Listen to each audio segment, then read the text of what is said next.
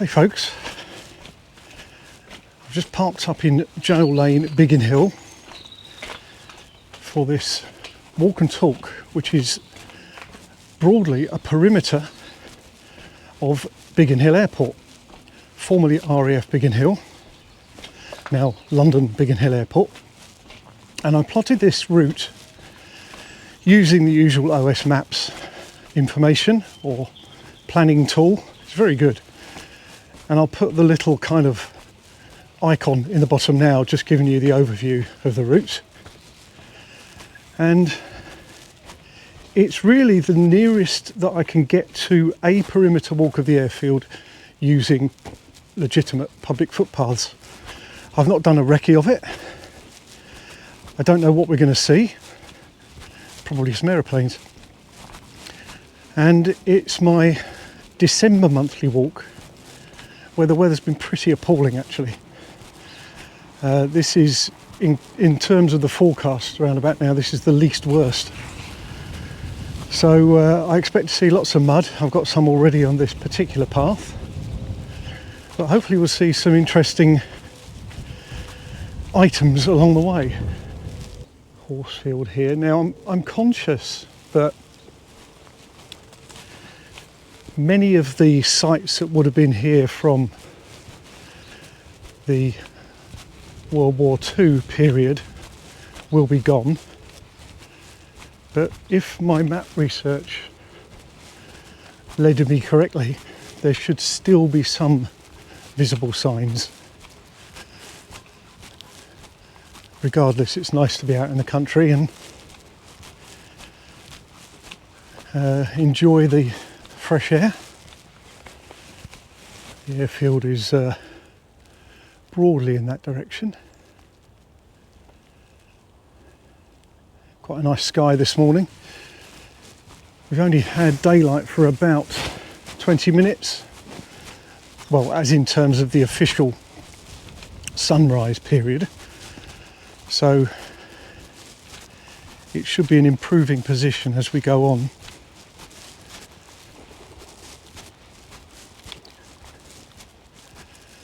I want to keep my eyes peeled left and right really, because you never know, there could be a structure or something that might help to tell the story or his story.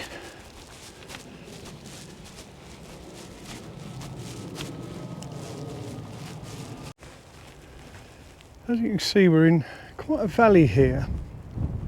It drops down from the level of the airfield. That's just at the top of the hill, just ahead of me there.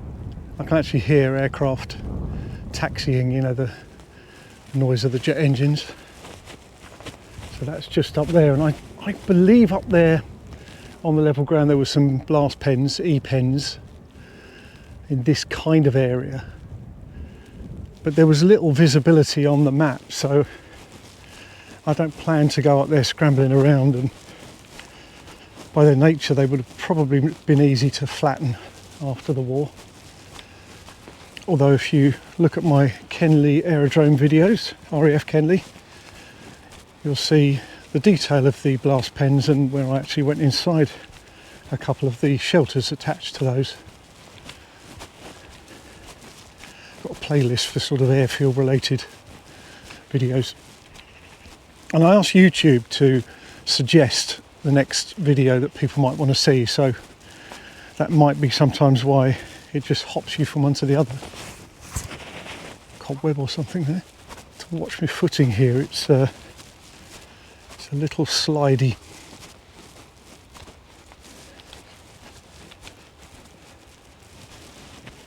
I bet this is teeming with wildlife in the summer period. Well, spring, summer and autumn. Just gets a little bit quiet in the winter. Okay, well that probably was your passing area once. The metal gate. Move the bit in between. Currently we just walk around it. Appears to be fenced off there, although not really maintained. And we've got a little sign up here saying I can go either 230 or 235. So either they're Ordnance Survey footpaths or they are London Loop type references. Apologies. Right. Quick map check says I've got to go up here. So we shall be climbing. Whoops. Not for the first time on these videos, I nearly fell over. We will be climbing up towards the, I assume, the boundary of the airfield. I think we'll see some evidence of that. Yes, leaves on top of soft mud makes for a slightly challenging climb. I'm not going to go for long strides because I might come unstuck.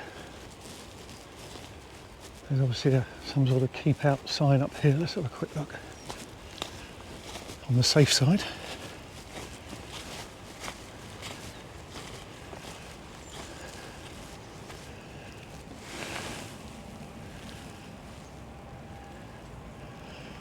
You probably won't hear it there, but there is a slight engine noise. Good year for the nuts.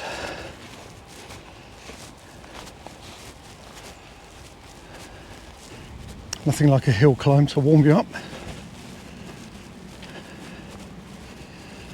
Not particularly cold this morning. 8 degrees, something like that for now. Celsius. Just negotiate this. What would you do?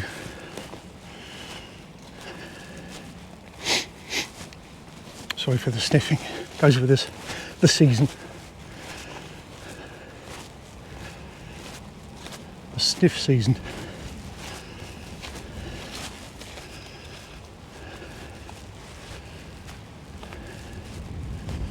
See a very large hangar over there. Probably quite difficult to see. You can see some of the buildings through the trees, but because of where I wanted to park, just because it was convenient,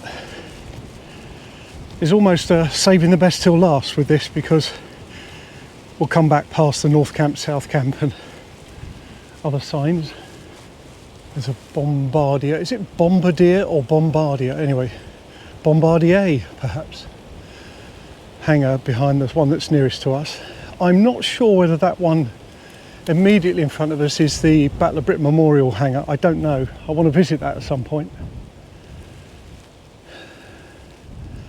I've hinted when people ask what I want for a present. So this is without doubt the perimeter. I see some aircraft in the distance. I'm hoping we get a better view as we go through.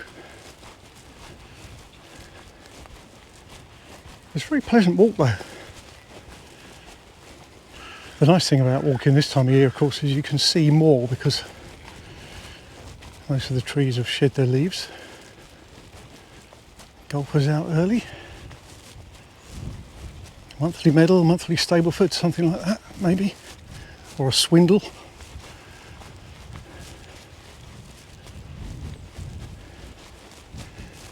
Oh dear, that was very soft and deep.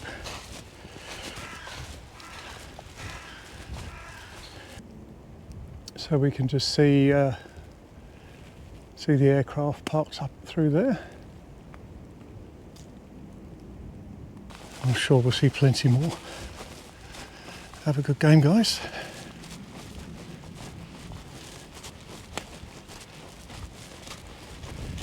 I did a screenshot of the departures and arrivals for this morning, so that will give a rough idea of the activity. I don't know that I'm actually going to stop at a certain time. Some of them are estimated anyway, but as you tend to see in this situation. And I think it'll be a case of we'll see what we'll see as we go round. Yeah, quite a busy airport. A lot of flights to other locations in the British Isles and Channel Islands, France, maybe Italy.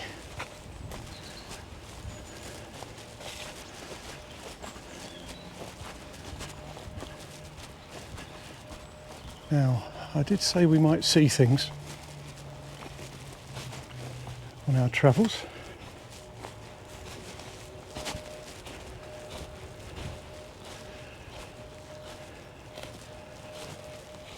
What have we here?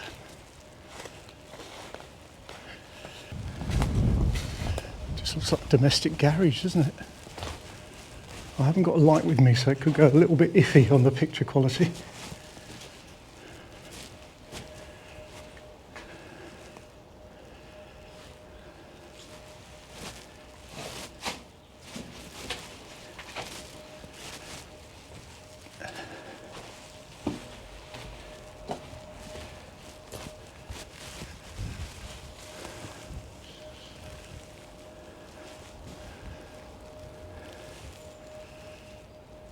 A bit of urbex in the morning.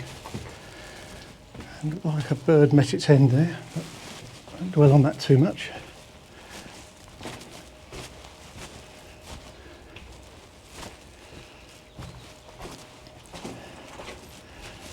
So there's some brickwork here. Concrete platform here. Fairly solid building though, whatever it may be. We carry on. Now, there is a mound of earth right ahead of me. So you can see the hangars all there lined up, but right in front.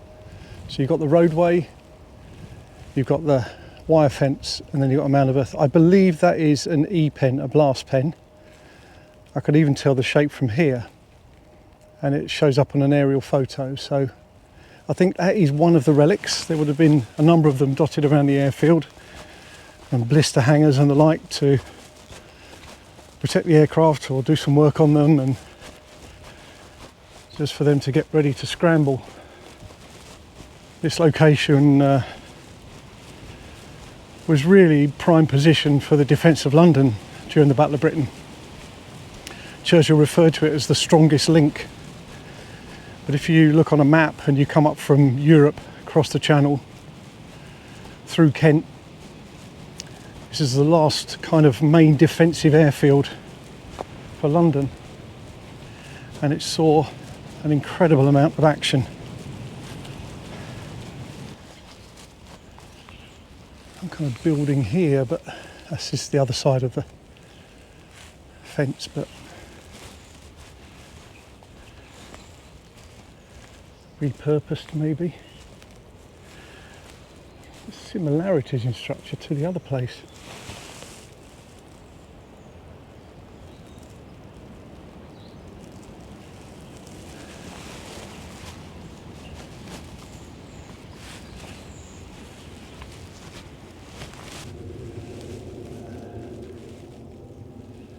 I mean, these buildings probably just stores of some sort. That'd be my uneducated guess.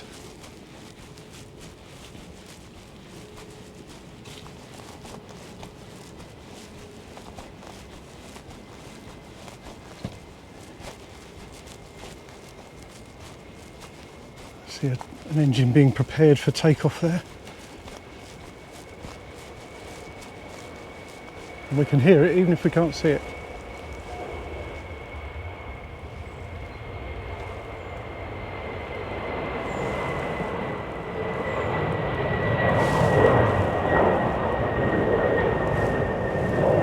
No idea.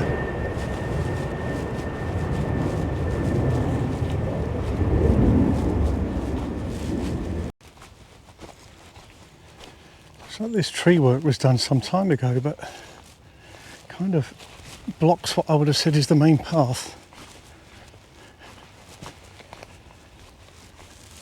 We'll take the high road.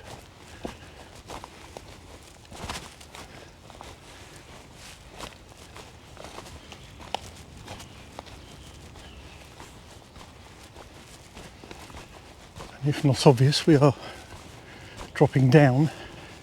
I thought this whole walk was fairly flat, but as we saw right from the beginning through the valley, and now we're heading downwards, it's not. I know, maybe sometimes with these walks it's better to get a local expert. So if anyone watching this would like to accompany me and don a microphone, you are most welcome. Just get in touch. All my contact details on my channel. The one thing I didn't really know about this walk was how near I would be to the actual perimeter fence. And as it's been with us for most of the walk since we got close to the perimeter, it's quite cool that we're staying connected. So I've got the map, but I know that we are nearby. The noise of the aircraft also confirmed that. That must be the practice area with your little markers for distance and a little shed at the end to hit your balls.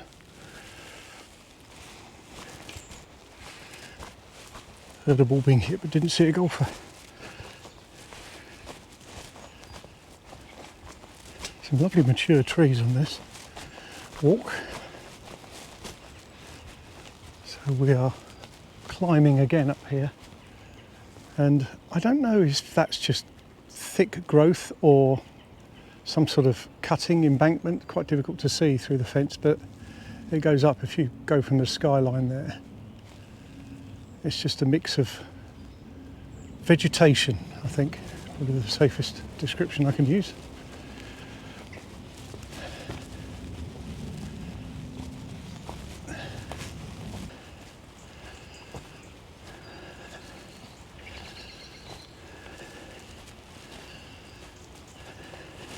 So climb from there,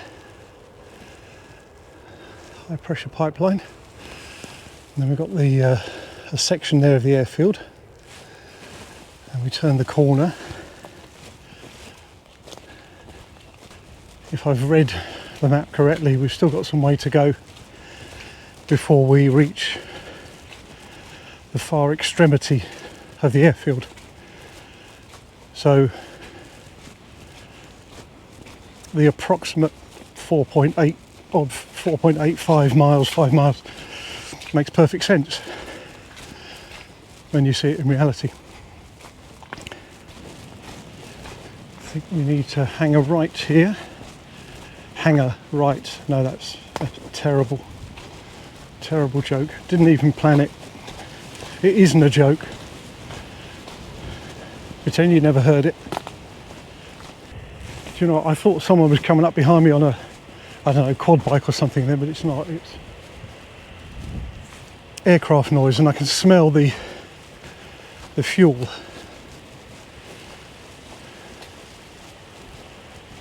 Okay.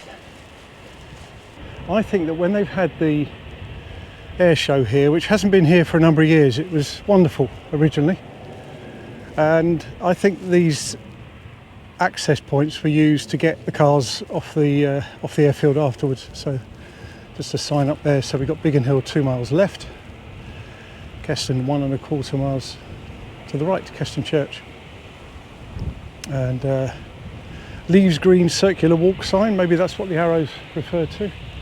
There's obviously an exit point down there because there's a car parked up.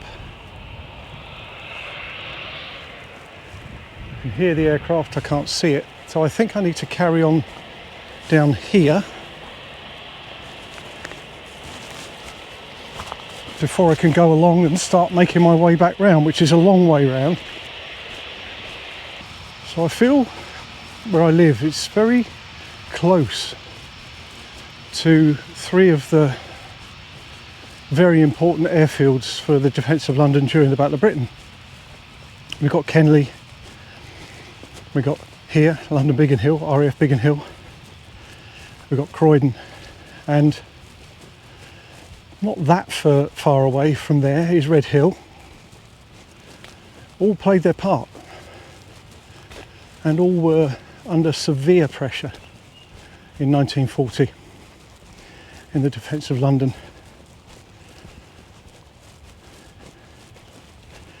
So in some ways I feel fortunate to live where I do, that I can come out, not only just do little videos and share them with you all, but you do get that kind of feeling when you're here of what went before, and a huge respect, of course, that goes with it. Just got attacked by a bramble then.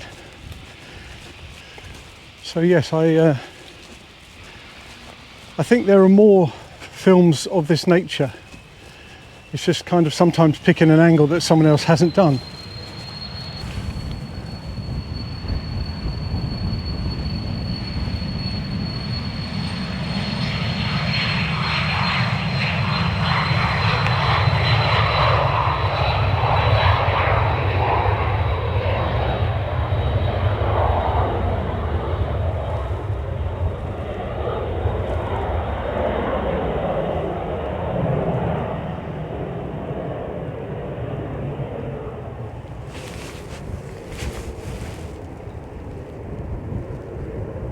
There we go, we saw a tail taking off. Well, I mean, eventually it became a view of a plane.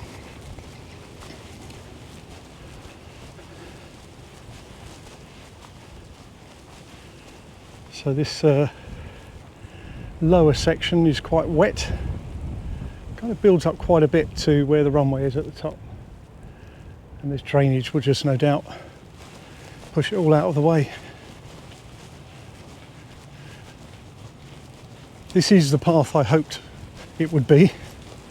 Funny having expectations for a path, but this is what I wanted, to at least get a view of what's going on and a feel for it. And a smell. I can't put that across on video, but if you've spent any time at an airport, you will get used to that smell as the fuel is burnt off.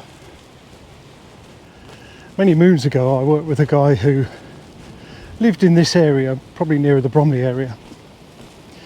Older fella then, and I was quite young. And to give you an idea of his age, he was a teenager during the war. And he wanted to do something, somehow, to contribute. And he lied about his age. And he got a job here at RAF Biggin Hill. I don't know the capacity of the job, it was definitely ground crew related. And he was overjoyed. Some people may have not enjoyed his stories. I love them. Lovely guy. Some folks find a way of getting in. I wonder where they come out.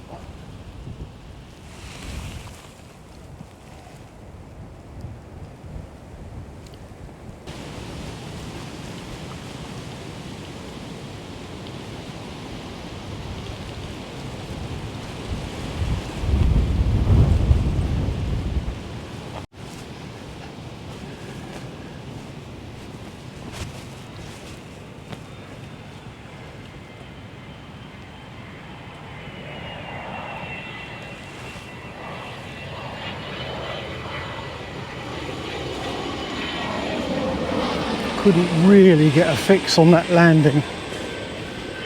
So they're about every 10 or 15 minutes, something like that. There's a nice view of the farmland here.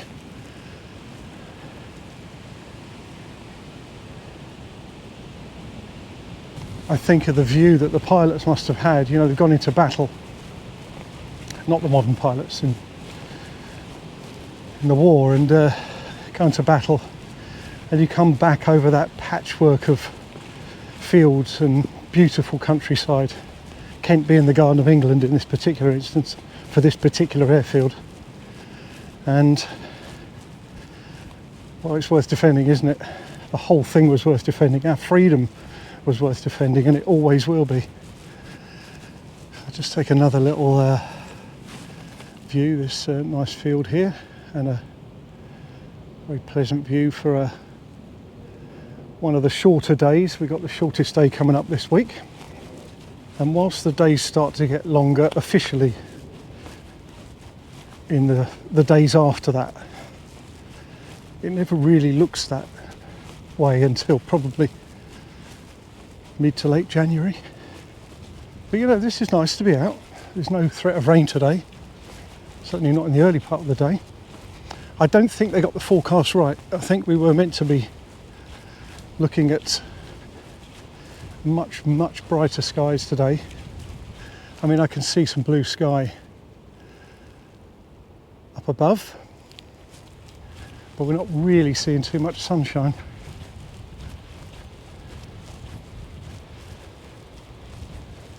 So we've got the fence there. Well, probably not possible. Take my word for it, there's the very bright kind of lights there that guide the pilots in. So we are in, you know, I assume farmland, privately owned farmland. I am on the official public footpath because I just saw the sign. We've got an emergency vehicle access area here. I'll go up to it just to see if I can see anything. And then I think we zigzag along and we actually then start to turn back in. Nothing doing. But it is what it says, it's for emergency vehicles in case of need.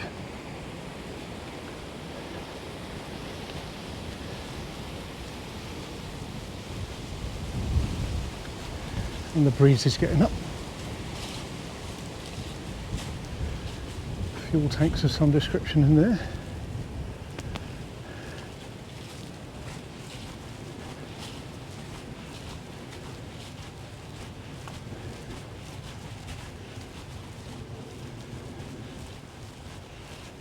So this was a bit of a zigzag as we go round.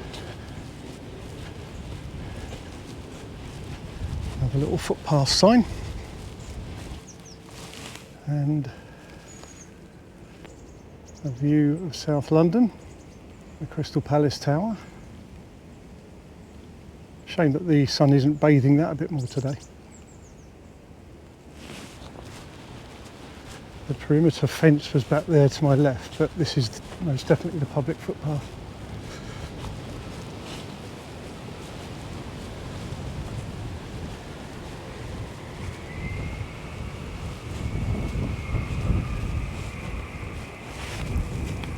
Apparatus in there.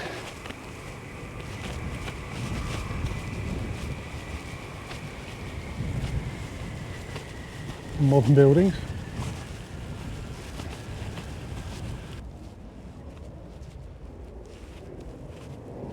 A four-way public footpath sign.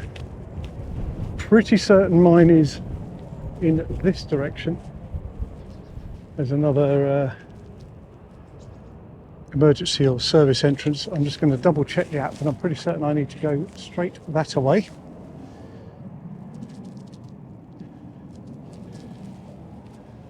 Confirmed.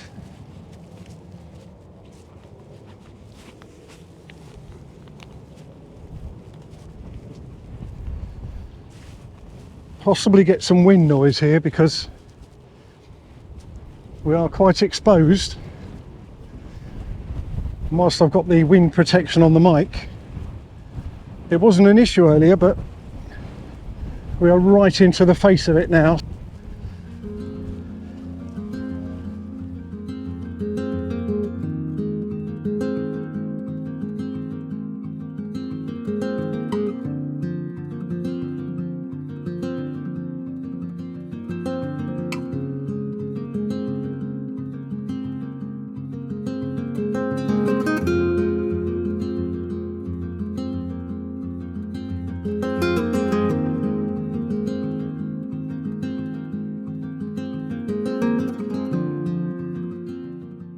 According to a map check, I'm slightly off-piste, but to be honest, this is still a legitimate footpath and it's closer to the airfield, so I say it meets the brief a bit more. It's more in keeping with the title of the film,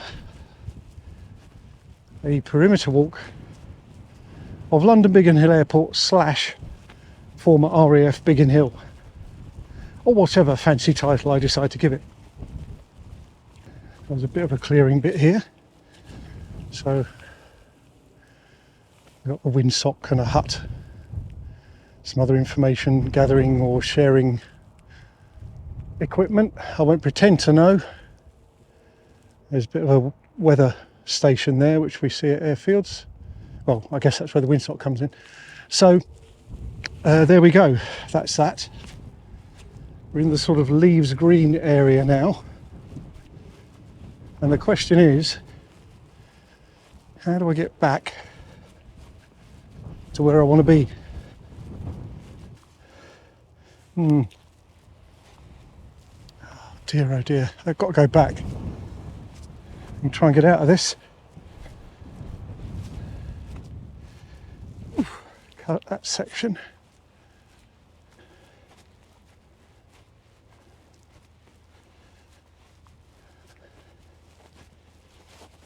Oops, it's quieter now. I'm still slipping and sliding all over the place. And I hope I can get back.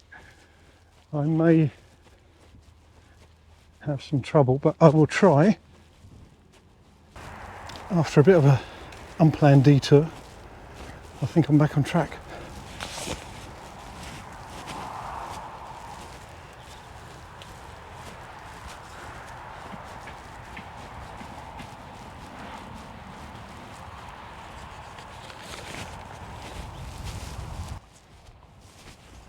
Okay.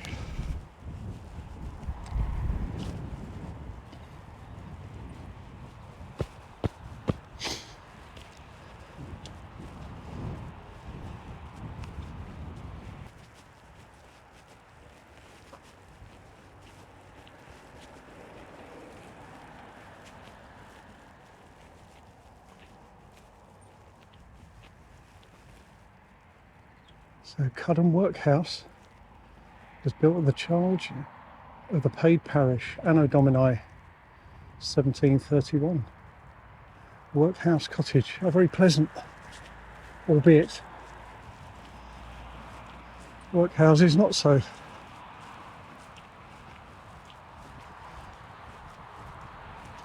So this is Leaves Green.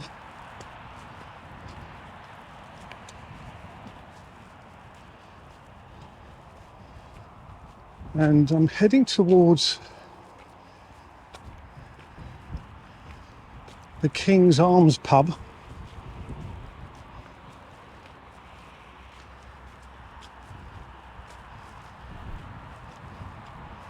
The building dates back to 1585, and it was very popular with the RAF pilots. They would have had a few watering holes in the area.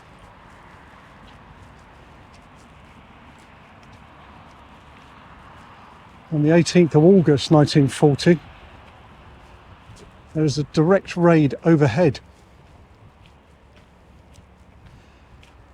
Customers Bill Blundell, Lou Dean and landlord Fred Horwood suffered injuries from the machine gun of a German Dornier. Bill lost part of his leg, and tragically both Fred and Lou later died as a result of their wounds. Currently the propeller was the King's Arms.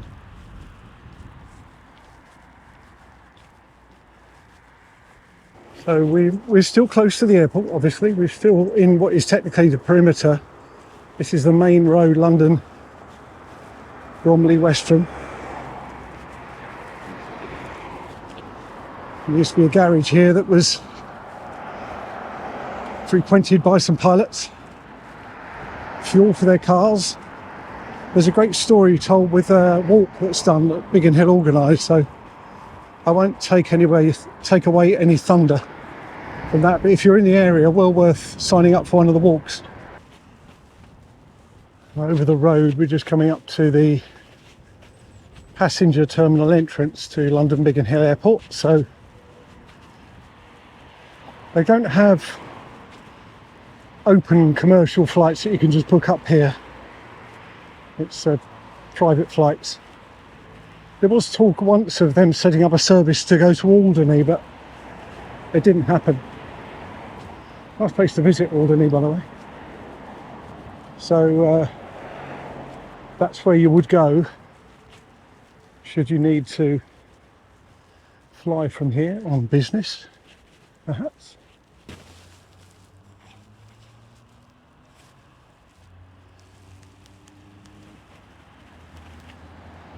I don't know the ins and outs, all the full details. I know a reasonable amount about the airfield, but if someone wanted to pop along and be a guest vlogger with me, all you need to bring is your knowledge. Probably some walking boots as well. So these properties here, I'm not going to go into all the details, but formerly accommodation for servicemen.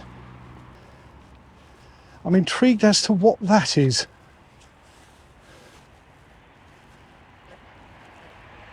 There's some sort of control valve wheel there, so it could just be water supply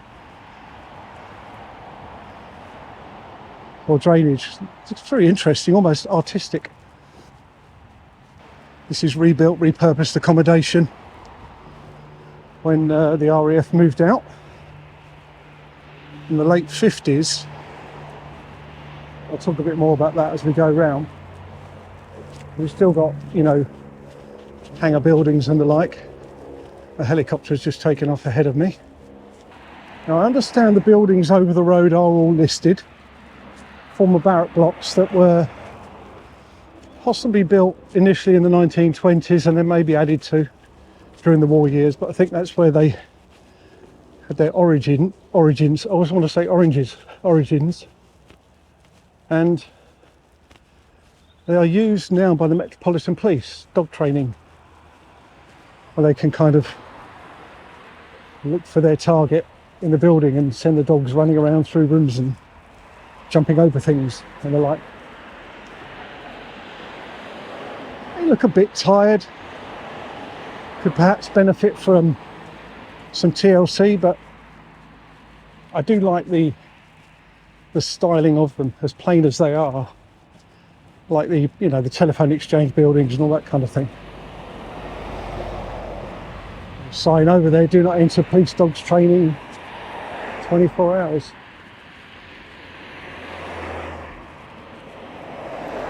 So I think if you're coming in from the Bromley side, so away to my left, this is probably the first area that you will see that has that throwback to the war years. Quite a few buildings here.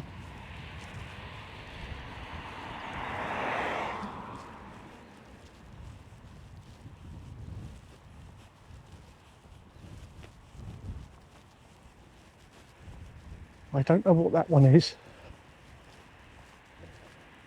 A bunker of some sort, maybe if it's fuel storage or exercises or just general air raid. It's a very substantial solid block building. We've got a better idea of how the barrack blocks are laid out there.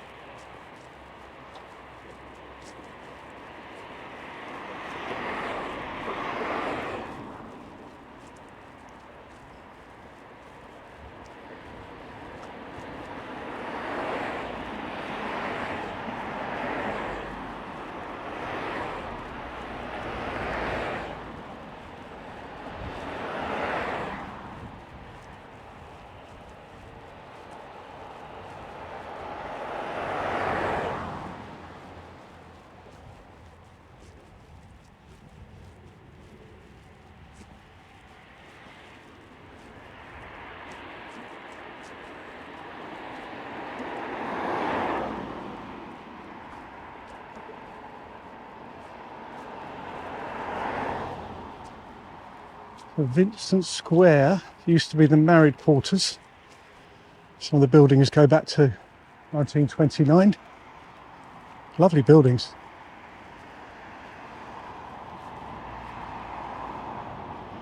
There was some bomb damage there. Managed to kind of do some rebuilding and keeping fitting with what's already there. So more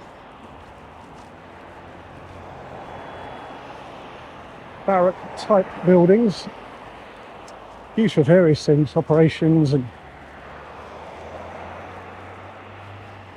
there's another private estate down here with former buildings from offices, I believe.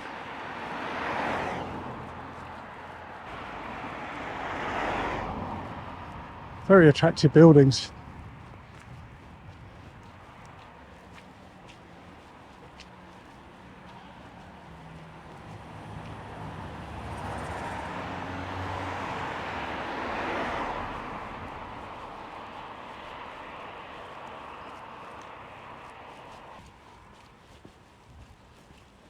And this area here is where we've got a cadet base. Sign over there.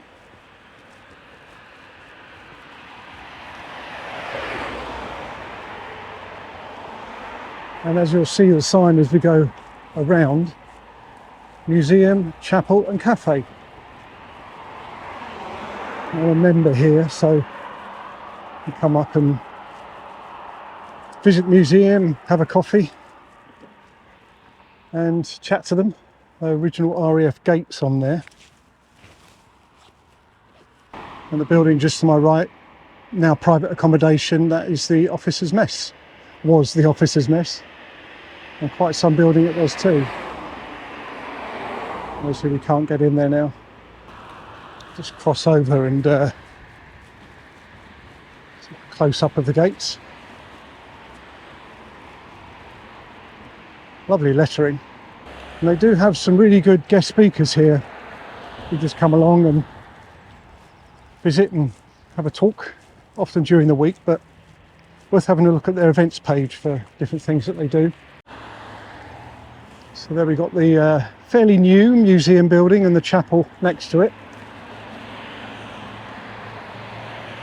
And the gate guardians.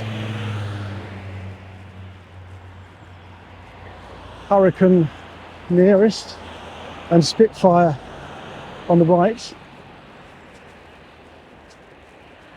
Now these are models, they're just mock-ups effectively. Oh, they do a job, standing proud. And recently I've been digitising some old slides that my father took. And I found some from, I believe it was spring 1968. That was the time the slides were processed. Thankfully they had dates on them in those days. And these gate guardians were original aircraft.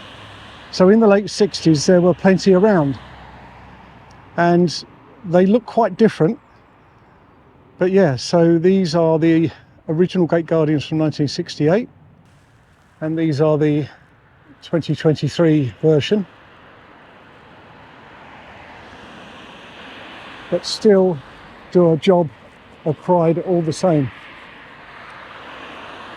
So we've got the St George's Royal Air Force Chapel. Official blue plaque from the London Borough of Bromley. And as Churchill referred, the strongest link. It's difficult to see through the trees here, but just pointing the camera back at the old officers' mess building, give you an idea. Quite something. So this is the Officers and Aircrew Selection Centre that closed in 1992. The building is listed and pretty well maintained, I have to say.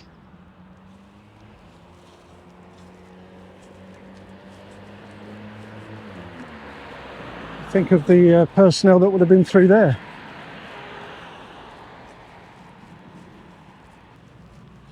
Another attractive building here with a cupola on top there.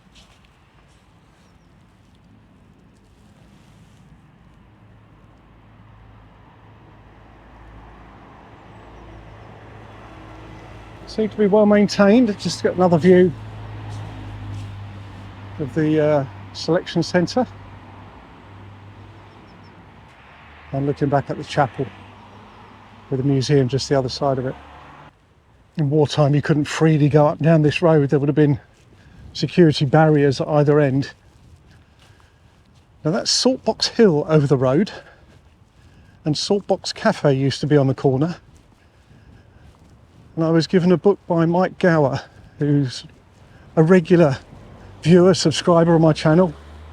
And it was great to catch up with you, Mike, and talk through your history of this area. And the cafe was just on the corner there, where I'm kind of pointing the camera now, just to the left of the bollards, as it were. Very popular bikers cafe. If you look it up, I'm sure you'll see lots of references online. So that area there, the whole area we just looked at, was North Camp. And where we're heading to is South Camp, which is the last of the main Air Force related buildings or RAF station buildings, but there's really nothing there now. It's all an industrial estate. Some of it is used for operations, businesses relating to the aircraft industry, and others it's DIY stores, that kind of thing.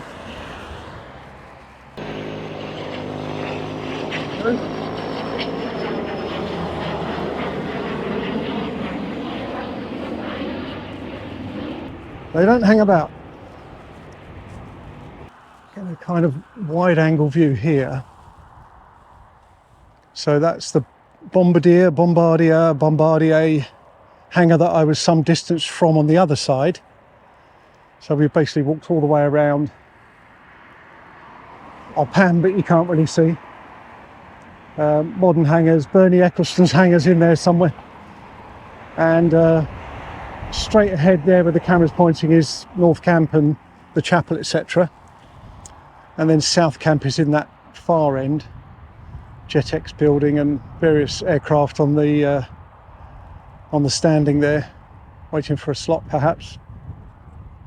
So this is the last main run of this walk.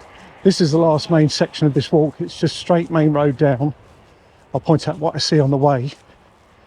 And then we just head slightly downhill, so lift into Jail Lane, and that's where I parked up. So it's a mixture. Obviously this area, if you wanted to just do the kind of walk up and down, perfectly accessible, no issues at all. There are actually cafes either end. Certainly a hotel that you could probably grab a coffee in if necessary. In the South Camp area where I'm heading. North Camp, obviously we've got the cafe there by the museum, and it's a good little morning visit or afternoon visit. Lovely people in there. And as I say, they do events there, so you can look out for the events you might want to attend. Biggin on the Bump, it was known as. There's a really good book about that from when it was used for, in its very early days, First World War days, for wireless technology, radar, well, the birth of radar, I suppose, in many ways. And developed a lot to enable it to be a key defender of London. London, Britain and our freedom in World War II.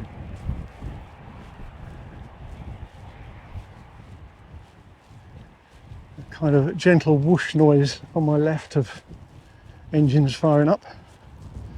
Can't see too much, I'm afraid. Again, it's almost like we dropped down again. Look, I've got this is almost my height, this immediate bank here.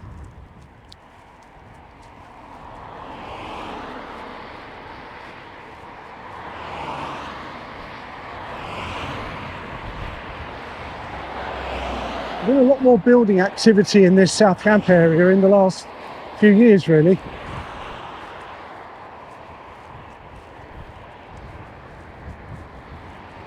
A hotel that we'll see as we walk past, that's fairly new. And I guess it makes sense to have a hotel. You could stay here if you've got your flight booked, and then perhaps there's a shuttle or something and you could just go along to the passenger terminal behind us. All very convenient. Smaller aircraft the other side of the fence. And then we've got the Lookout Cafe there. It's in front of the JetX building.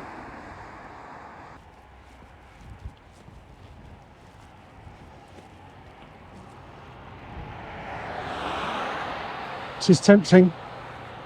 It is pricey too, but you almost see it as an investment, wouldn't you?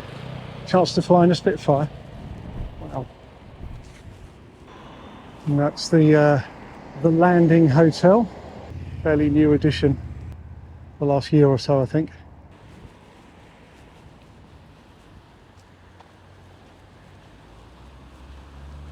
This is the Strongest Link Garden, unveiled by Randolph Churchill on 15th of September 2022. Tribute to the men and women who served at RAF Biggin Hill during the Battle of Britain. Quite something. So yeah, very impressive. We get used to seeing commemorative road naming in a lot of our military sites, or ex-military. Churchill Way leading to Wireless Road. As I mentioned, this area was used in the development of wireless technology, so, and that's where we've got some of the kind of industrial buildings just alongside the new hotel. And heading into the final stretch, really. This area on the left was quite substantial, but I'm not aware that there's anything at all remaining. I think it's all been completely flattened, repurposed. There's a limit to what you can protect, I guess, and it would make sense to have aircraft-related industries with a base here. That's a fully operational airport. I understand there's an old dispersal hut on the site which is in need of more than TLC. I have no idea where it is in terms of its protection or maintenance, but found a couple of things online. So if anyone knows what's happening there, it'd be worth hearing in the comments. We really should be protecting that kind of building. If it exists within this modern setup, I would hope there's a way of marking it appropriately. As another plane goes over the top. I think I wanted to try and capture some more aircraft today, but it didn't really work out. A lot of those perimeter pathways were quite obscured, so it is what it is. We saw some though, didn't we? Now just up here on the left used to be the Nightingale Cafe. It served teas and coffees and cake to the airmen, and no doubt any soldiers or other service personnel that were in the area, because I think the kind of security post, the barrier, would have been just a little bit further up there. Now home to Selhurst Timber. This was it. This was the location anyway, should I say.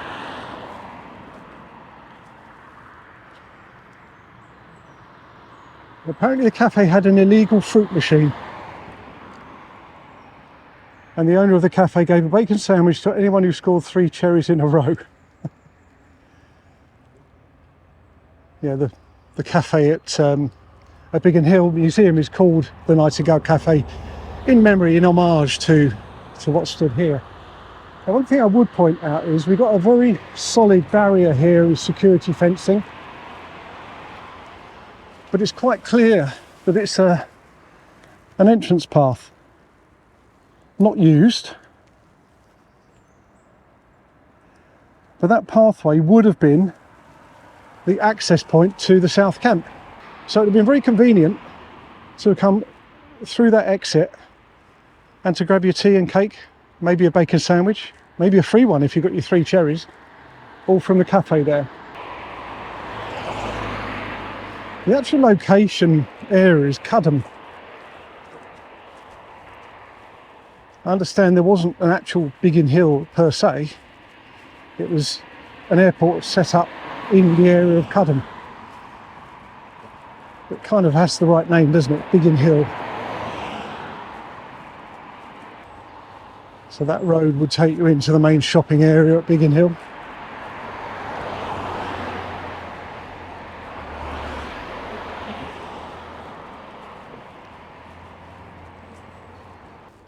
There's a war memorial just over there on the right, and the Biggin Hill sign